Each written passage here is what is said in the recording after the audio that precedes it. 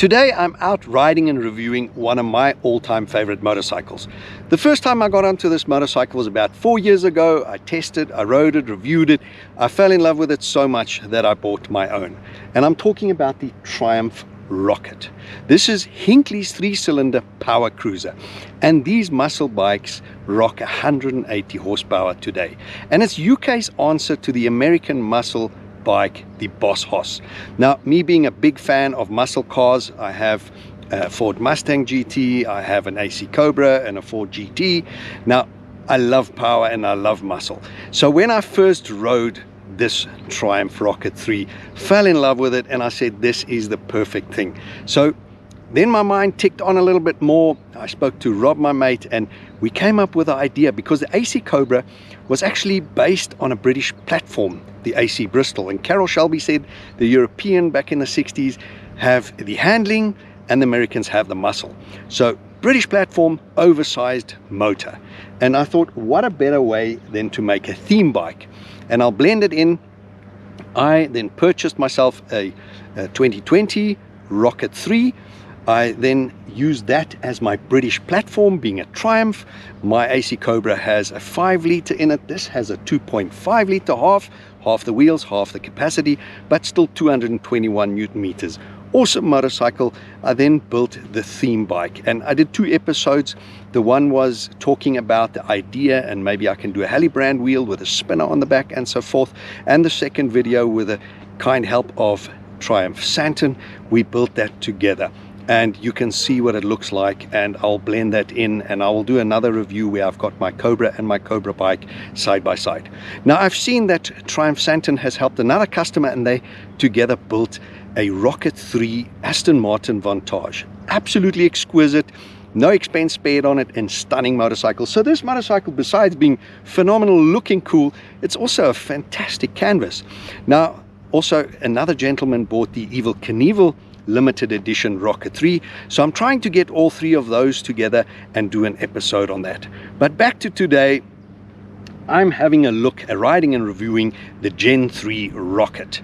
It's now known as the Storm Rocket 3. There's still the R, there's still the GT. I'm going to ride both back to back. I'm going to review it, go through the specs, compare it to the Gen 2 that I have, what has changed, and obviously just have an absolute blast, because it is one of my favorite motorcycles. And in the famous words of the chief designer, this is a bucket list motorcycle.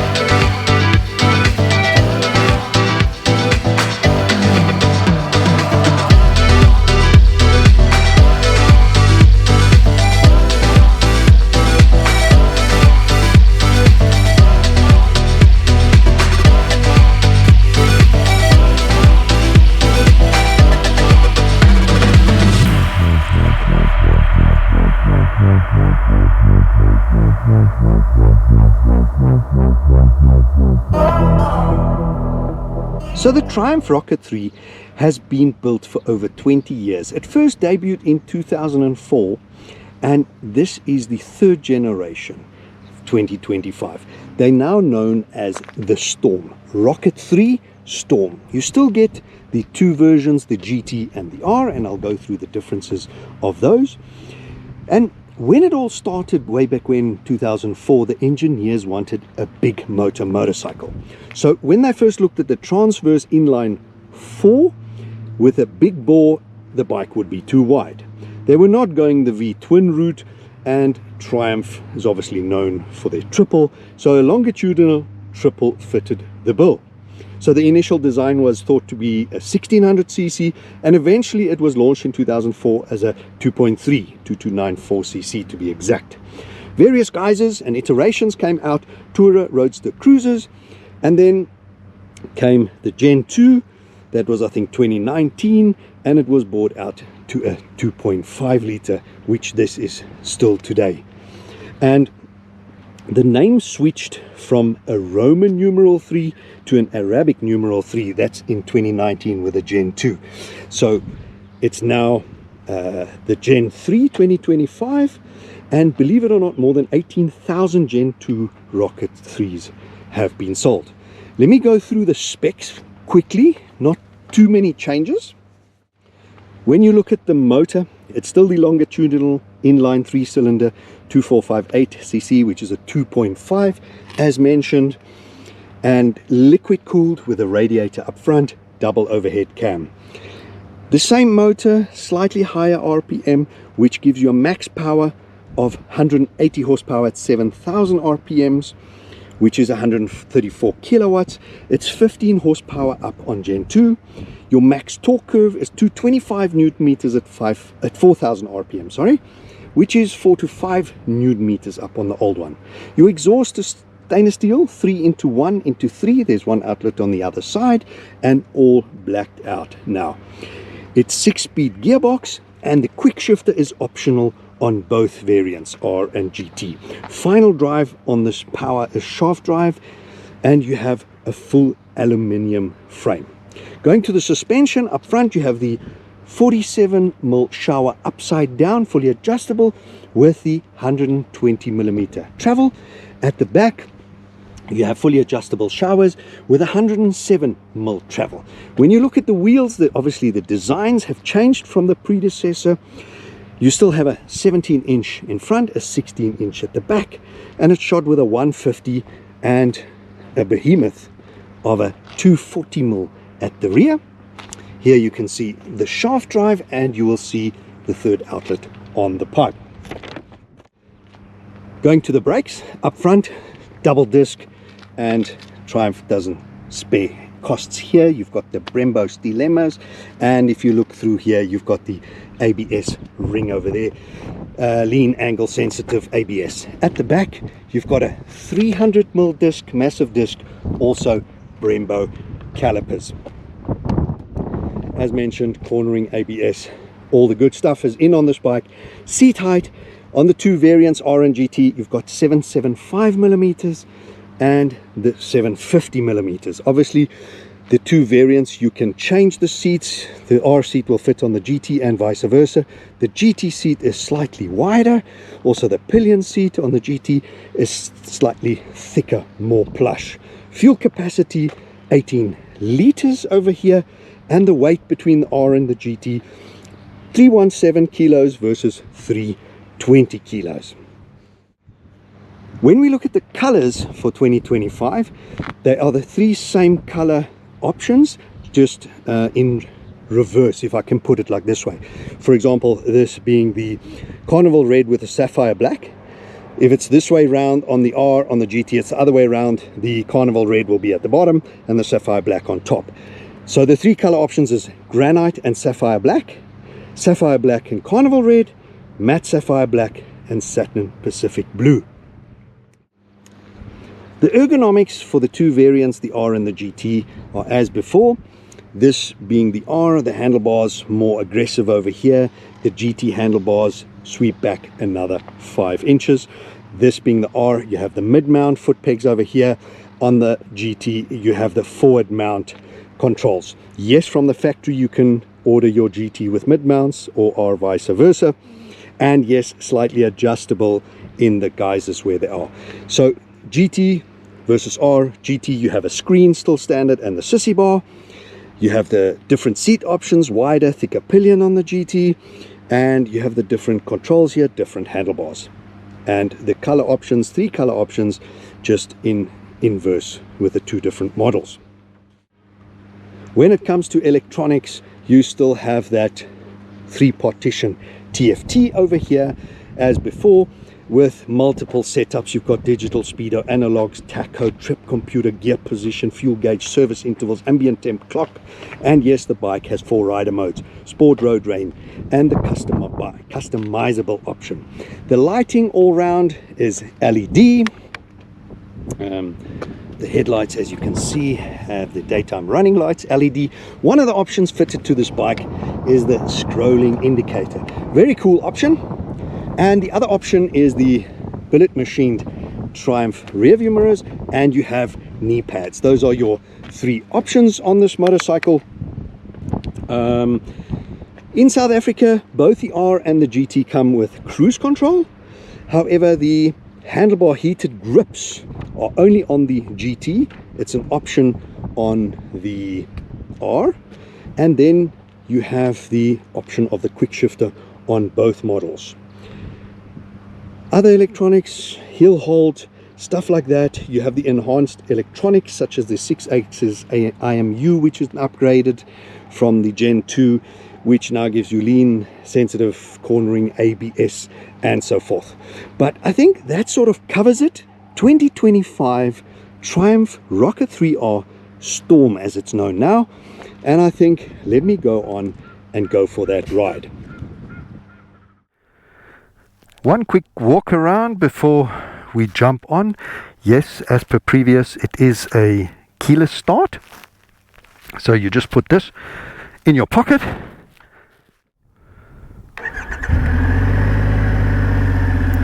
One push of the button and you can hear she fires up. What an amazing sound.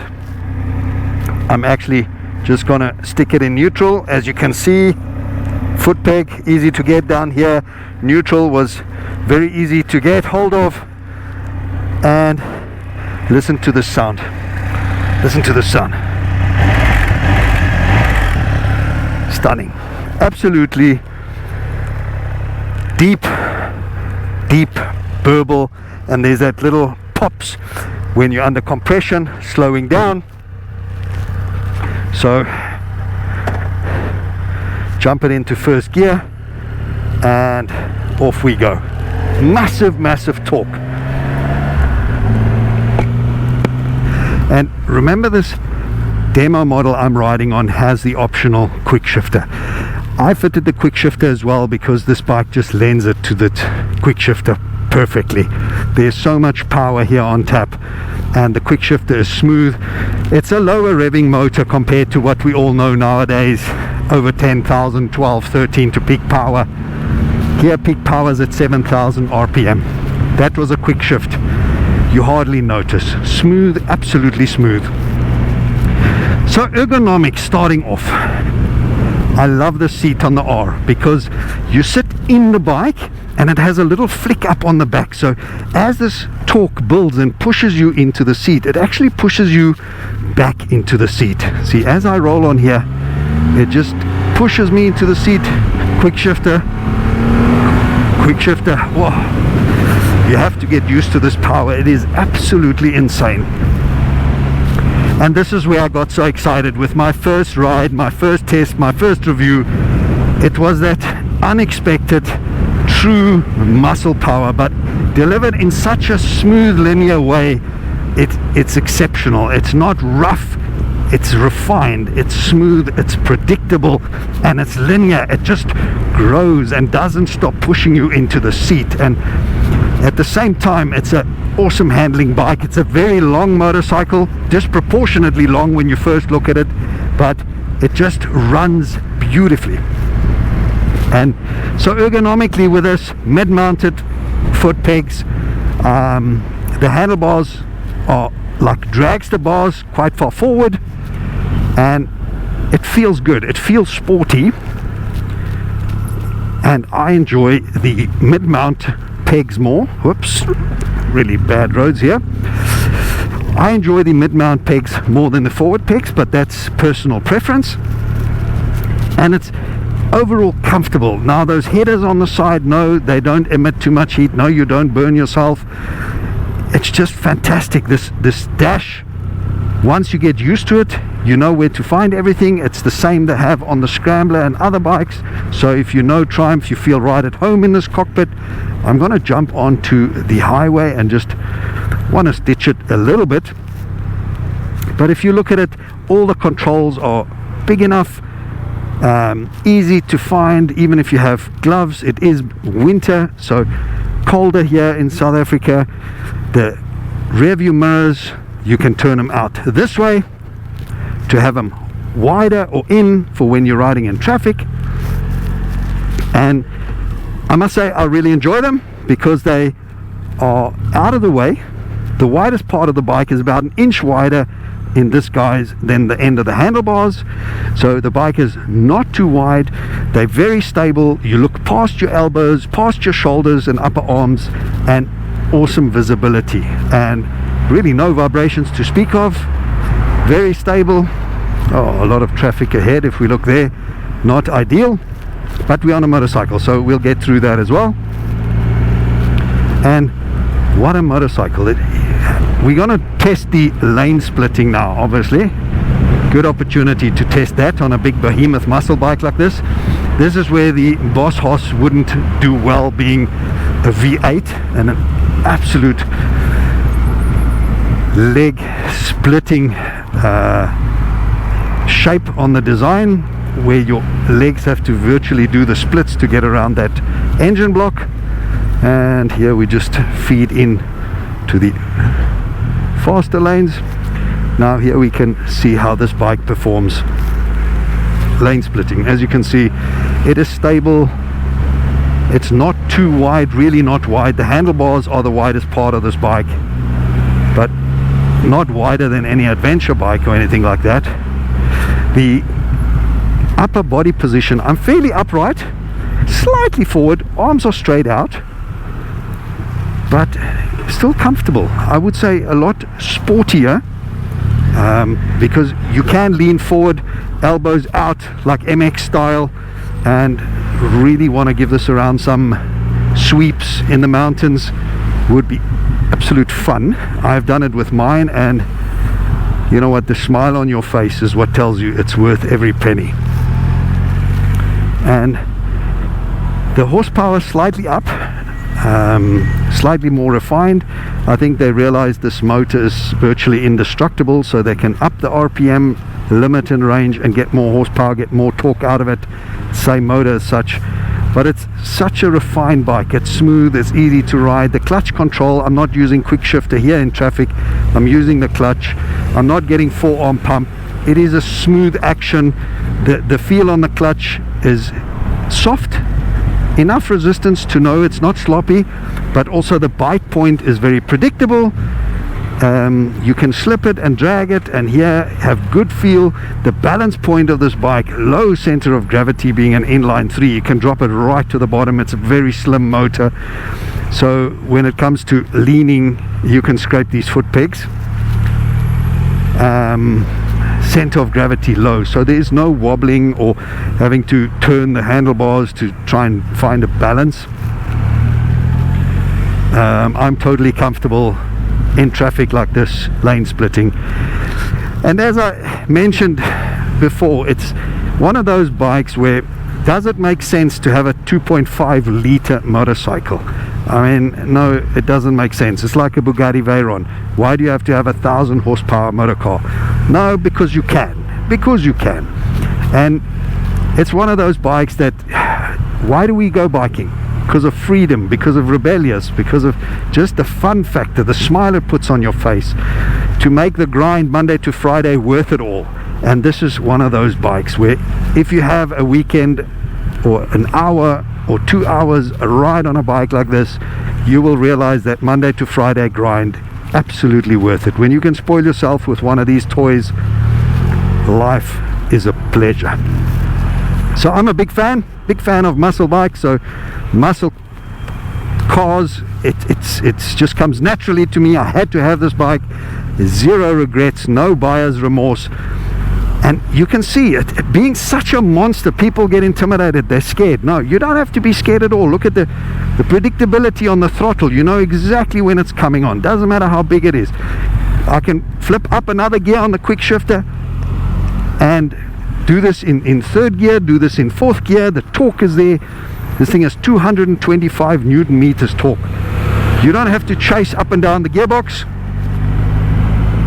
You stay in a gear and ride it like an auto box. I can see the traffic is clearing up ahead, and as soon as we get through there, it's on an uphill. we're going to roll it on and I'm going to show you how it pushes you back. So ergonomically, I'm sitting comfortable. The seat is plush, it's soft.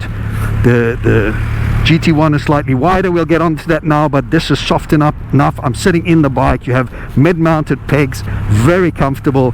The gear lever, it's not hard to pull up, but it clicks in, you know, positive, the gear's in. The controls, the brakes, strong, unbelievably strong, but progressive. You can really feed it in and have good control on that.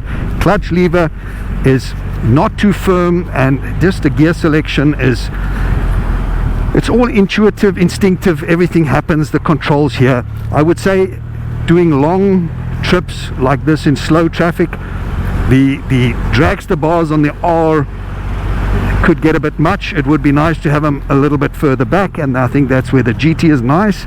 But for more spirited riding, you obviously, this is the bike to have, because now, as you can see, traffic clears up. I'm leaning forward a bit. There is no wind protection to speak of, so naturally my body goes forward, and this is where the fun factor, this is where it all begins. You can't even feel that quick shifter there. I just know by the toes when I pull it up, the next gear's in, and it's smooth, it's positive, there's no false neutral, and there's just more. There's always more. It never ends. There's just more.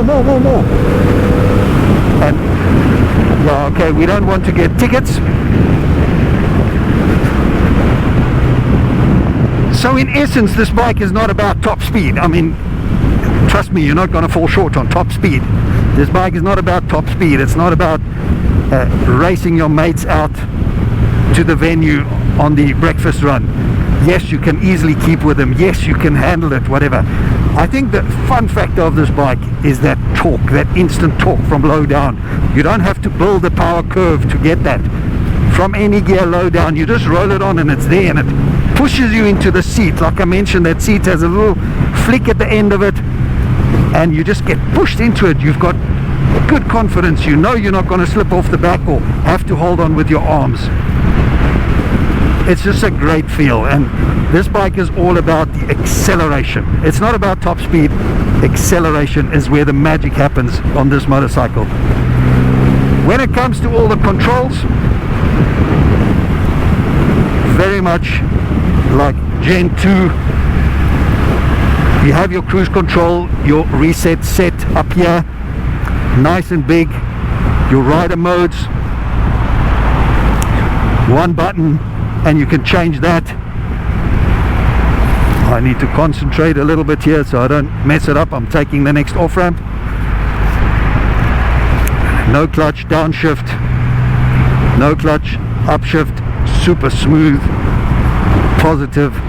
There's nothing I don't like about this bike, and I'm reviewing it as a pure enthusiast. I'm not here to judge or criticize or compare one-on-one to another bike. This is just as an enthusiast. Do I like this bike? Don't I like this bike? What is it that I don't like about this bike? What is it that I would change if I buy this bike? Would I put any OEM parts on aftermarket? Yes, I bought mine and I made it a theme bike because that's what I wanted out of it. But out of the box, this bike, even the design of the rim of the new Gen 1, it's absolutely stunning. It's modern, it's cool, and here, same gear, just roll on, and it just, oh, I think Triumph's build quality, Triumph's design, when they talk the color options, I spoke about that in a previous video when reviewing. It's always like a fashion show when they come up with the colors and the designs, and it's just always spectacular. Now you have this black with a red, the contrast. I love the contrast.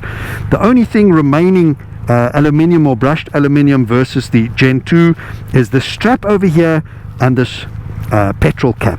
Other than that, I think everything else has been blacked out, where the Gen 2 had all the silver levers up front, had the foot controls were all aluminium and brushed, and even the sissy bar frame was all in the brushed aluminium or stainless look, and this is all now more this gothic blacked out look.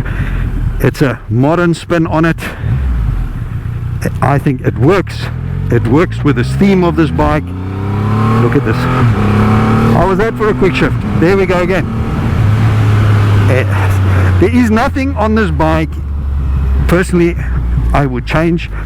The additions to this bike, like the knee pads, indicators and the mirrors, they're nice, don't get me wrong, but they're not necessary.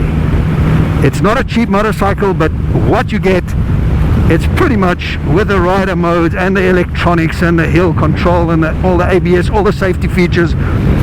It's, if you were to spec a bike, want all the accessories from the accessories catalog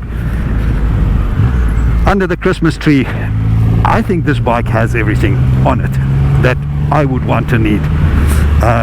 Heated grips, yeah, this is not a tourer, and maybe if it's really frosty outside, the R is not the one to take out.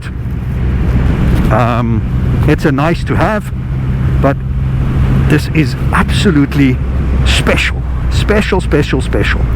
and the clock can be altered and changed and modified to suit yourself. I'm not going to go into too much detail. Take yourself some time, go to see your Triumph dealer, he can go through it. I mean, it's super simple. You've got this little joystick down here, which is so easy to control. Even if you've got warm gloves on, this little joystick down here, all the buttons nice and big. By feel you can find your buttons, you don't actually have to look down. It's great. There is so much to do on this dash, on electronics. This video is more about just reviewing it, seeing what the Gen 3 is about. Did they spoil it? Did they improve it? Is it still a bike? If I did not have one, would I get another one? Yes, I'd get another one, just because I have this likes a lot attitude, and I believe he who dies with the most toys wins. So I'm trying hard. No, really guys, if you want to feel the freedom, the rebellious, the fun of biking, wind in the hair, insane power, this is it. See this? So the sound matches the bike, the muscle, the push, this is just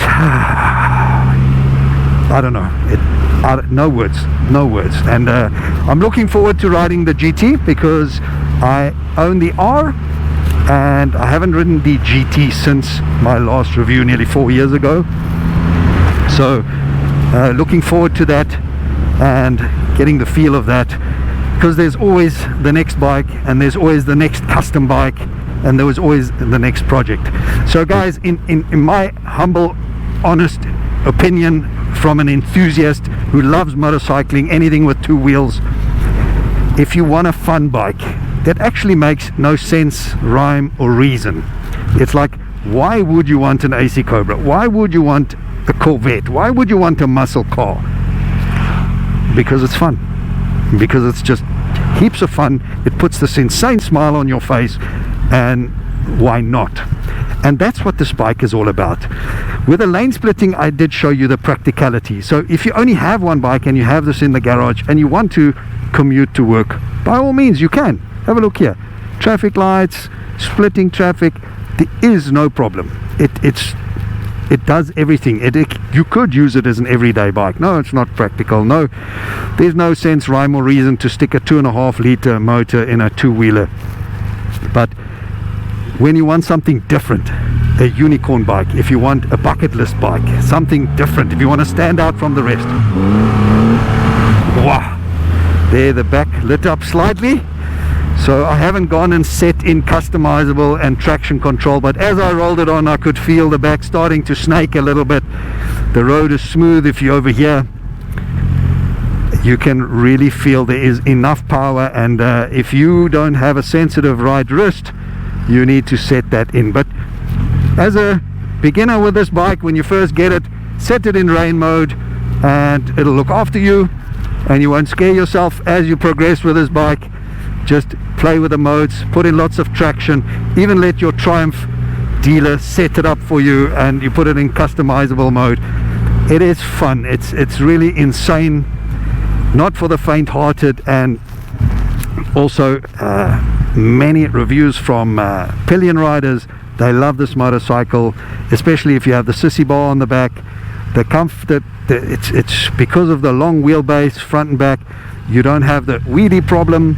The bike doesn't stand up. The pillion doesn't feel like he's going to fall off the back, or she, with the sissy bar. And if you're giving it absolute horns of the traffic light, the front is stable on the ground. It's not going to wheelie, and it's just something really, really special.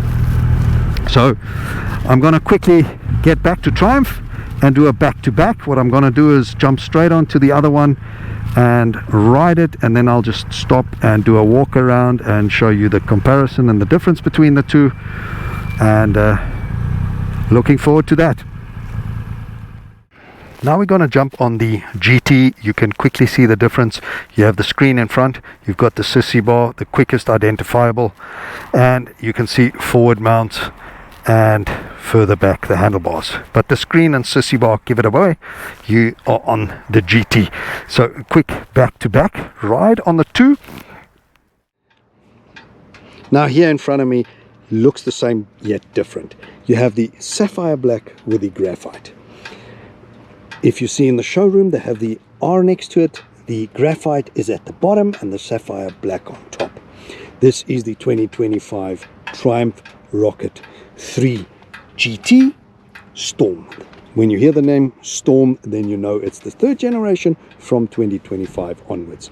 Visually, as mentioned, you have the screen on the GT and the sissy bar as standard. If you look at the rims, motor, suspension, all the same. The foot controls sit over here on the R, GT up in front, forward controls. If you remember, the R handlebars were here, 5 inches further back. Other than that, the same motorcycle. I absolutely love it. Addition onto this bike is the scrolling indicators as well. You have the standard rear view mirrors. As you can see, they turned out. The other one had them turned in like that to make the bike slightly narrower. Same shape, but the billet machined option. Overall, I think an absolutely stunning motorcycle. The ride is very, very different. If you can see over here, the seat, it's a lot wider on this particular one. And that flick up from here, how it goes up, when that torque pushes you back, you're really held back here. And this is quite a bit thicker than the R pillion seat.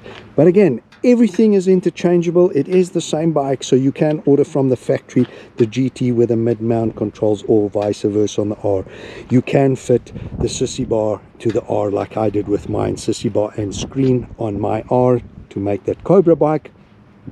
And all round, this is walking around, what is not to like on this bike?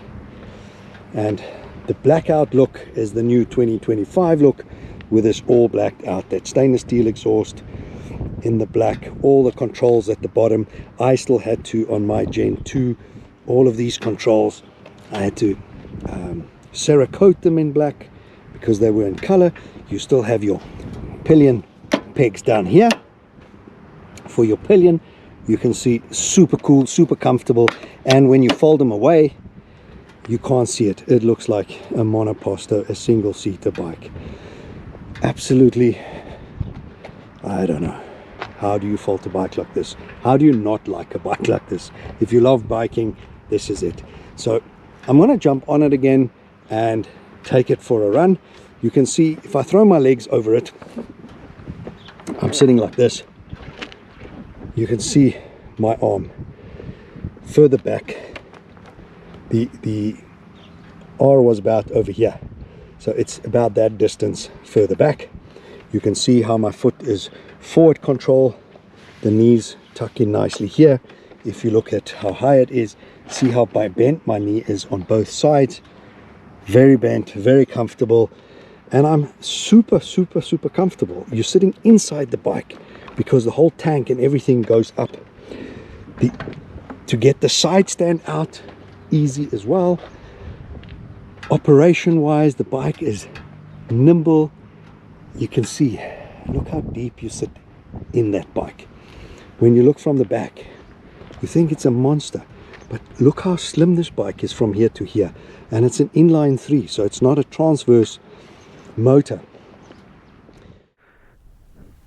So let me get on, head back to Triumph to give the bike back, and let me give you my final thoughts, my review on these 2025 Rocket 3 Storms.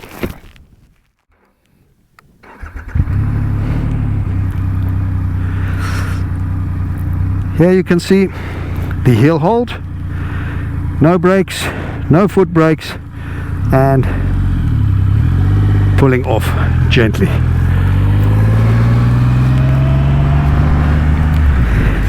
It's very unusual for me. On the GT I have to look down at first when pulling off to find exactly where my foot pegs are. It's something you have to get used to. I have a bike with forward controls but don't ride it very often, so it is not something that comes naturally. It's something that you, once you ride and get a little bit used to it, you feel very comfortable. Now, just to give you my overall opinion, I think you've got the gist of it. I've been raving about this bike for quite a while now, and all I can say is that it is a brilliant piece of technology. It is simple enough to be able to call old school, because there are bikes out there, and I also have bikes that have 7 onboard computers, and you really have way too much tech on the bike. You can sit in the garage and play on the computer and all the dash. So this has heaps of electronics on it, but it's not over the top. And if I may simplify it and say, with respect, it's been dumbed down. So you don't need a PhD. You can figure it out by yourself. You can go through the menu, scroll around, and you find everything. It actually speaks to you. So from that point of view, when it comes to tech and safety features, you have everything. Rider modes, ABS, you can customize it, you can go wild on it, but it's not too much. And then you have the old school, the muscle, the brute force, and yet it's refined. Because when you look, I was on the freeway with a massive accident, splitting lanes, totally in control, feeling comfortable, not breaking a sweat, not being anxious, and just at ease with a bike. So if you're selling it, are you selling a day-to-day commuter? No, you're actually not. But proven, yes, you can ride it as a day-to-day commuter. If you look, I can easily on the GT ride between these two and line up between them. Being an inline 3 motor, it's super slim. Being slim like that means you can drop it right to the bottom and have a low center of gravity. If you have a transverse 4, when you lean the bike, you got to pick it up or lean it forward to get that lean angle on the bike. So inline 4, perfect option. Drop center of gravity, make it really low so it hides its weight. When you say 300 kilos, you think massive. My BMW GS Adventure is about 240 kilograms, but I'll be honest with you, feels much heavier than this motorcycle, which is 320 kilograms. So you're talking a difference of 80 kilograms, yet it feels lighter, and that it hides its weight well. It's much lower center of gravity than the big adventure bike with a higher center of gravity. So that's nice and deceiving. You're comfortable, you're in control of it, you've got wide handlebars, the controls, it's predictable, nothing is snatchy, nothing is catching you out.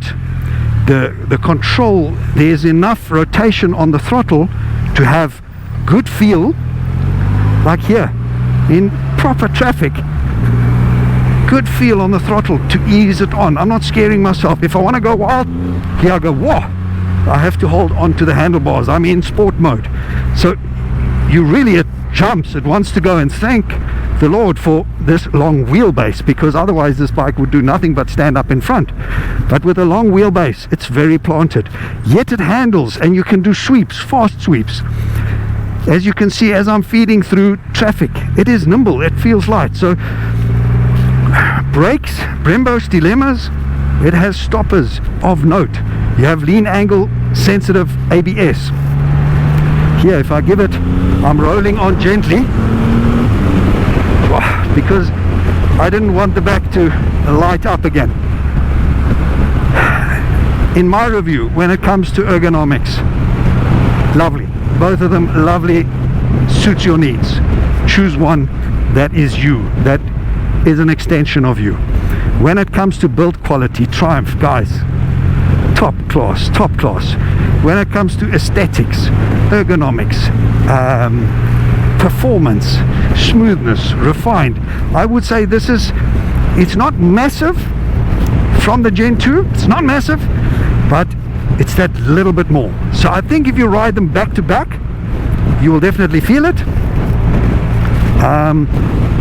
For me, a little bit difficult to judge right now, because obviously on mine we opened up the pipe, we made it a little bit louder, we changed some things, the overall look, the straps out, so it would be unfair to compare mine back to back with this. But it's definitely it's a refined motorcycle. It is next level. So to actually call it a muscle bike, the stereotype of muscle bike, you think just crazy wild. No, it's not crazy wild.